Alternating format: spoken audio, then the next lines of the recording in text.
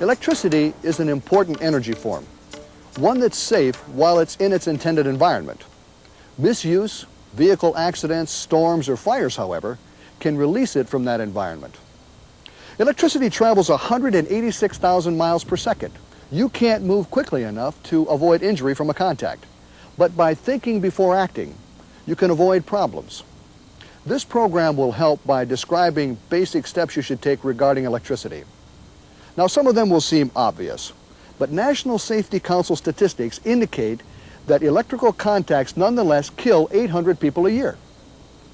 Now, we'll discuss low voltage in terms of household applications and general practices. The high voltage section addresses lines carrying up to 500,000 volts and concludes with outside home safety. Electricity is a natural phenomenon. Now, we recognize it primarily through its effect. Amps measure current, which is the amount of electricity flowing or available on a circuit. Voltage is the pressure pushing electricity into a circuit.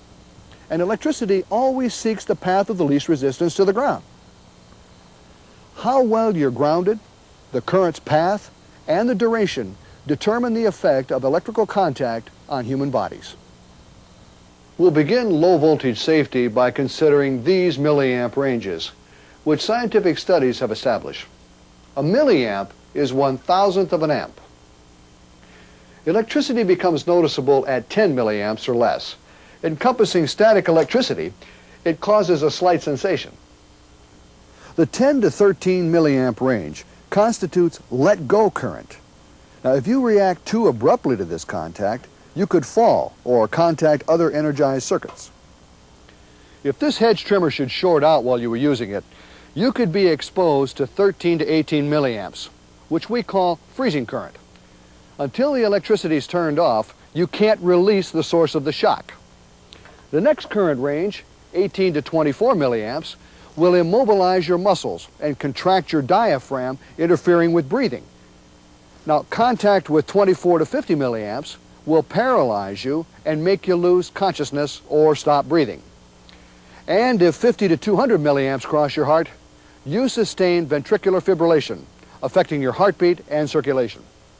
Now, unless someone turns off the electricity and you get prompt medical assistance, you could die. Even non-fatal contact could permanently impair or eventually kill you. Again, electricity restricted to its intended environment is safe, but you must respect the product. Errors around electrical equipment can overcome safe design and manufacture. Mistakes typically involve 120 to 240 volts, which is the range most common in homes. Overloading an electrical wire is like forcing more water through a hose than it's designed for. But a wire won't burst like a water hose. Instead, its conductor will heat and melt the insulation, possibly starting a fire. If a circuit breaker trips, unplug the load and reset the breaker. Don't bypass it. Install fuses with amperages that are appropriate for the size of the circuit wire. And service only disconnected electrical equipment. And in industrial settings, a lockout device and/or hold tag helps keep people from prematurely restoring power. Exhibiting little resistance, a grounding prong provides the shortest path to the ground for equipment that develops a fault. If you remove this prong, the electricity might enter the ground through you. Also, don't try to bypass two-pronged outlets with an adapter, which usually won't ground appliances. Have a qualified electrician rewire the outlet and use double insulated tools to avoid grounding problems. Never operate electrical equipment around water. Don't expose cords to wear, which can lead to a short, shock, or fire. Run them along walls. And unplug heat-producing appliances you're not using. Failure in their protective circuitry can cause a fire. Regularly inspect tools, equipment, and cords, immediately repairing or replacing worn or defective items. Now, high voltage safety, which for our purposes encompasses up to 500,000 volts. A contact can send thousands of amps to the ground through anything in its path, including you. That's the reason for standards regarding ground, street, and building clearance. OSHA requires a minimum working clearance of 10 feet from overhead lines, energized at up to 50,000 volts. Higher voltages call for additional clearance. Without this safety margin, several circumstances could result in a contact. You could place equipment too close to lines because of inaccurate ground perspective. Also, hydraulic equipment may move too unsteadily, or a swinging load can cause load lines to contact power lines, and rotating loads can contact conductors. Despite safety measures, construction personnel, crane and boom truck operators, tree trimmers, homeowners, and others manage to contact overhead lines in various ways. And unlike home electrical wires, overhead lines are uninsulated.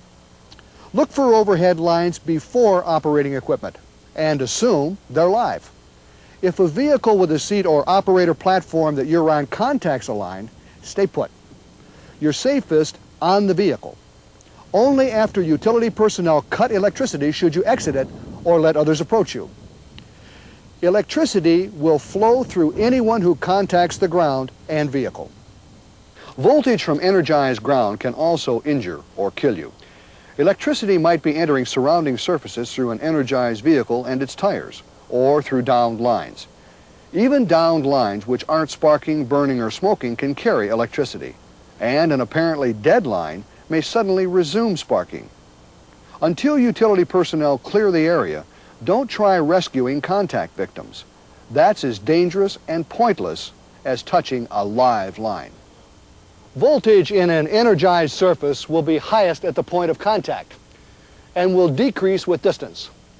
Composition, moisture, and other factors influence the unpredictable voltage pattern that energized surfaces display. A rock and water help illustrate the phenomenon. Rings closest to the rock's entry point have the highest edge, but cover the smallest area. With distance from the center, the height of their edge decreases, but the rings cover more area. Similarly, the closer an energized zone is to the contact point, the higher its voltage, but the smaller its size. Away from the center, the voltage weakens, but the zone covers more area. According to the ground gradient theory, walking even some distance from the contact point will expose you to two voltages at once. If you must leave an energized vehicle, say a fire breaks out, exit very carefully. Stand on the vehicle's edge and don't touch the ground until you've jumped clear. Keeping your feet together, land and hop away. That denies electricity the entrance and exit it needs to flow through you. And it restricts you to one voltage at a time. Storm or accident damage can energize any dangling lines, even normally harmless telephone or television lines. Never try to move a line with any object. Sap or moisture can make even wood, which people think is an insulator, conductive. Flying a kite or model airplane near high voltage lines can injure or kill you. Also, call the electric utility if an overhead line snags a toy of yours. Never enter substations, and never climb poles, substation fences, or towers. Firefighters and other emergency personnel should never pull meters. Doing so doesn't necessarily disconnect the service. The meter might arc and cause severe injury too. By carrying ladders horizontally, firefighters and other emergency personnel can avoid overhead line contacts. Only trained, experienced utility employees should handle electrical emergencies resulting from down lines, fires, or storms. More mundane settings like outside a house also pose high voltage hazards. Use aluminum ladders which are conductive carefully. Wooden and painted ladders are conductive too. Antennas are also conductive, so make sure that falling ones won't snag lines. Pool maintenance rods are conductive and are long enough to get you into trouble. Also, pool water provides an excellent ground. Before digging near a house on underground service, have the electric utility locate cables. Its personnel can also advise you on trimming or removing trees. Electricity is safe if it's in its intended environment and if people use common sense around it. Questions? Please talk with someone at your electric utility. This person will help you minimize risks involving electricity.